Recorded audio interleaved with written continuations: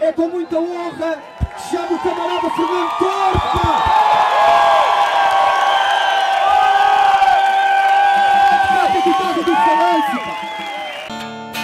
Não importa sol ou sombra, camarotes ou barreiras, coreanos ombro a ombro à esfera.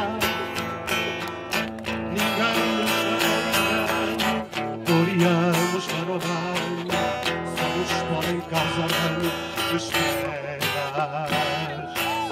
Entram guizos, chocas e capotas e marinhas pretas, entram espadachins e derrotas e alguns poetas, entram bravos cabos e bichotes, porque tudo mais são pretas.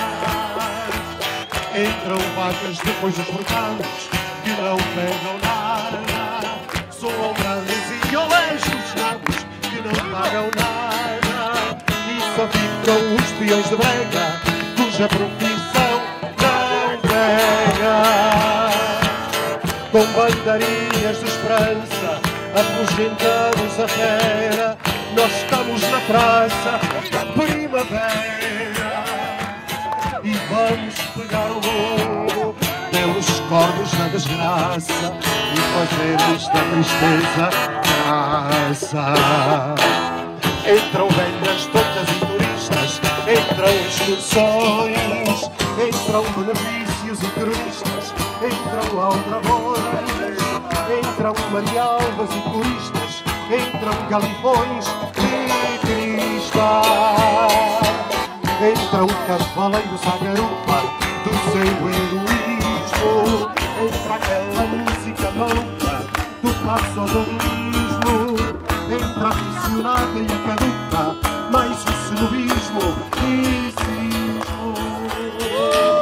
É que entram empresários moralistas, entram frustrações, entram antiquários e faristas e contradições, e entra muito dólar, muita gente que dá lucro aos milhões. Dizia o inteligente que acabaram as canções. E a gente responde outra vez, 38 anos depois. Desculpa.